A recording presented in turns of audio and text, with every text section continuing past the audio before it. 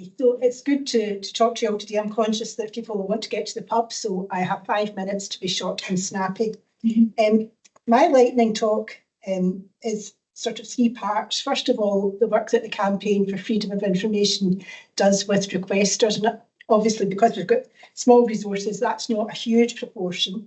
As a campaigning organisation, we use FOI, of course, but also as a strategic operator in public policy. I'm just going to sort of have a few reflections on that.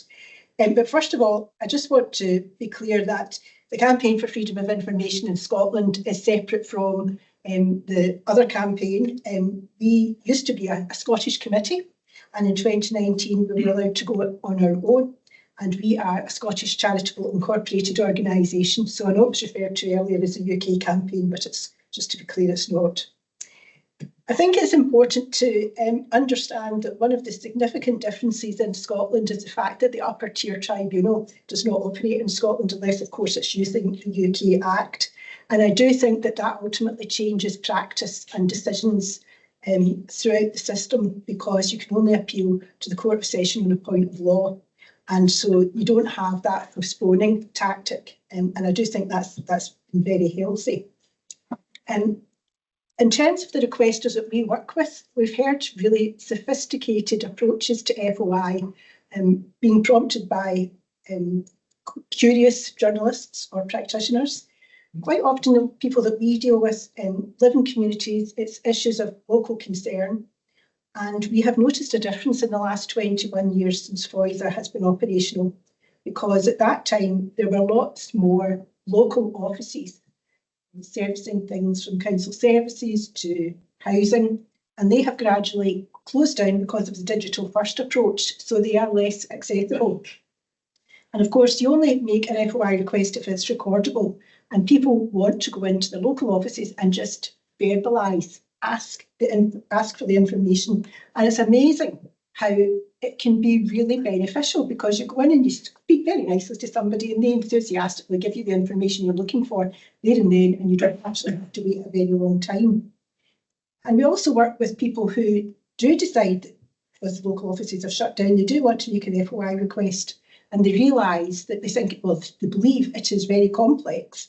And recently we did some work with a group of people who were really quite shocked that it was so simple. And they also were shocked that they got the information that they requested, because they actually started off from a point of view that we're not going to get it, and that just confirms their suspicion about this public authority. So one of the contributors said earlier that you don't really make an FOI request unless you know something about the subject matter. And sometimes we work with requesters who actually know the answer, but what they want to do is have proof, because the information is not in the public domain. And recently we've had a couple of examples whereby people are actually holding the document, they've requested the information, and it's been told, they've been advised that it's not held, but it's holding the document. So if what do they do then? Do they expose a whistleblower? Or what do they do? So that's an interesting one to navigate. One of the other issues that we find out with requesters is that FOI practitioners very often complain that people write very bad FOI requests, but we do point out that they've not had the same training that FOI practitioners have had. So, give them a break, please.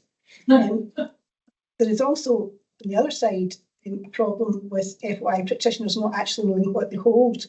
And we're very aware that they are dependent on colleagues knowing what they hold or being prepared to admit what they hold.